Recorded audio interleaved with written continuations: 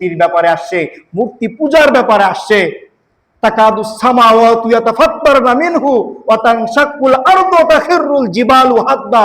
যখন মূর্তি পূজা হয়ে থাকে, যখন আল্লাহ ব্যতীত অন্য কারো উপাসনা করা হয়ে থাকে, আল্লাহর সঙ্গে শরীক স্থির করা হয়ে থাকে, তখন যেন আসমানটা ভেঙে পড়তে চায়, জমিনটা ফেটে চৌচির হয়ে যেতে চায়, পাহাড় পর্বতগুলো যেন ধুলার মতো উঠতে চায়।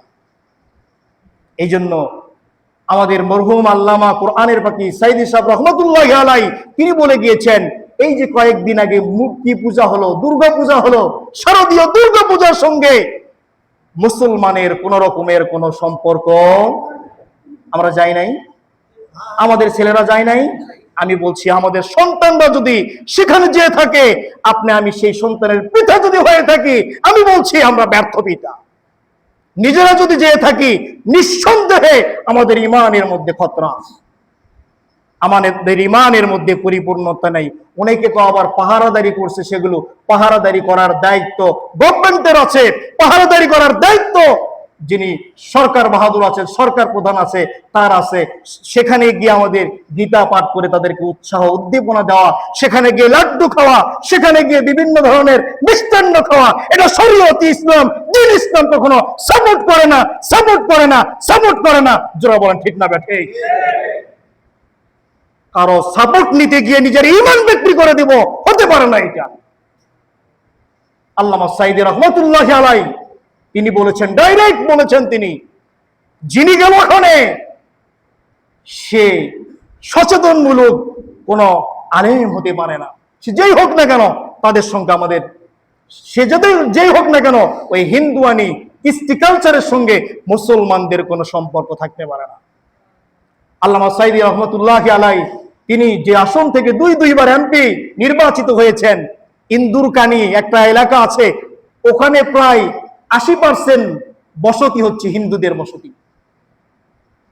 তিনি ব্যক্তিগতভাবে গিয়ে তাদের খোঁজ খবর নিয়েছেন, কিন্তু একটা ফুটেজ, একটা ভিডিও বার্তা, একটা কি বলে সেখানকার কোনো ভিডিও চিত্র নেই। সেখানে তিনি তাদের দুর্গা পূজায় গিয়ে, অন্যান্য পূজায় গিয়ে তাদের সঙ্গে শুভেচ্ছা বিনিময় করেছেন, গীতা পাঠ করেছেন। সেখানে গিয়ে বেলজ্জার মতো বলছে, আমি এখানে এসে আল্লাহ তাআলার শুকরিয়া জ্ঞাপন করছি। নাউজুবিল্লাহি মিন যালিক। আপনাদের সঙ্গে এই মূর্তি পূজায় এসে, আপনাদের সঙ্গে এসে এই কি বলে দুর্গা পূজায় এসে আমি নিজেকে ধন্য মনে করছি, আমি আল্লাহ তাআলার শুকরিয়া জ্ঞাপন করছি। আফসোসের বিষয় এত কোন স্বল্প জ্ঞান নিয়ে সামনে এগিয়ে যাওয়া যাবে না, হিকমতের সঙ্গে সামনে এগিয়ে যেতে হবে। ঐক্যের পথ উন্মোচন হয়ে গেছে, ঐক্য গড়তে হলে এখন কাঁধে কাঁধ মিলিয়ে কাজ করতে হবে, একসঙ্গে দ্বীন ইসলামকে এগিয়ে নেওয়ার জন্য সর্বাত্মক ভূমিকা দিতে হবে, ছাড় দিতে হবে। এই বলে এমনটা করা যাবে না যাতে করে আমার ঈমান, ইসলাম, আমার দ্বীন নষ্ট হয়ে যায়, এটা কখনো করা যাবে। আবার অনেকেই এমন সব বক্তব্য দেয় যে বক্তব্যের মাধ্যমে ফাটল সৃষ্টি হয়ে যায়। এখন এমন একটা সময় চলছে যে সময় আলিয়া কওমি এর মধ্যে কোনো পার্থক্য বলেন আছে? একটা সময় ছিল এই কওমি মাদ্রাসায় গিয়ে এক জামাত দুই জামাত পড়েই ছাত্ররা ফতোয়া দেওয়া শুরু করতো, এ করা যাবে না, ও করা যাবে না, এ সেই ইত্যাদি। কিন্তু সেই পথ অনেক প্রচেষ্টার পর বন্ধ হয়ে গেছে। আজকে আপনি এই কওমি মাদ্রাসা পড়ুয়াদেরকে চার দেওয়ালের মধ্যে আবদ্ধ করতেছেন, তারা কিছু জানে না, কিছু বোঝে না। আজকে যারা আফগানিস্তানে নেতৃত্ব দিচ্ছে, মাত্র 3-4 বছরের মধ্যেই যে রাষ্ট্রটাকে সোনালী রাষ্ট্রে পরিণত করেছে, ওই মোল্লা উমর থেকে নিয়ে শুরু করে কয়েকদিন আগে আসছিল আমির খান মোত্তাকি, মোল্লা আমির খান মোত্তাকি, সেও কিন্তু দেওবন্দের ছাত্র, সেও কিন্তু কওমি ছাত্র। তারা কি করতে পারে, কি করতে না পারে, সেটা কিন্তু অনেক উজ্জ্বল নমুনা, নিদর্শন এই দেশের বুকে এবং অন্যান্য জায়গাও তারা সেটা রেখেছে। এই জন্য এমন কোন অসচেতনতামূলক এমন বক্তব্য দিতে যাবেন না যার মাধ্যমে সামনে যে ঐক্যের পথ উন্মোচিত হয়েছে সেই পথ বন্ধ হয়ে যায়। কওমির ছাত্ররা এখন আলহামদুলিল্লাহ সব দিক দিয়ে স্কয়ার, অল স্কয়ার, সব জায়গায় তারা সাফল্যের স্বাক্ষর রেখেছে, ভূমিকা রেখেছে।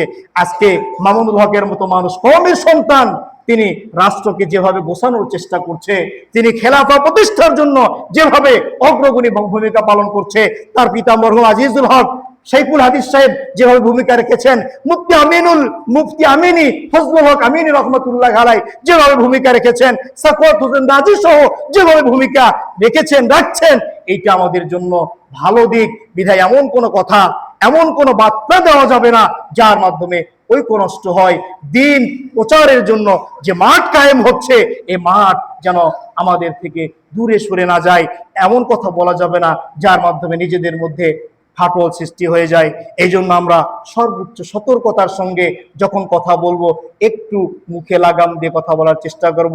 নবীজি সাল্লাল্লাহু আলাইহি সাল্লামের হকের কথা বলছিলাম। নবীজির প্রতি হক কয়টি? 5টি। বলুন না কয়টি?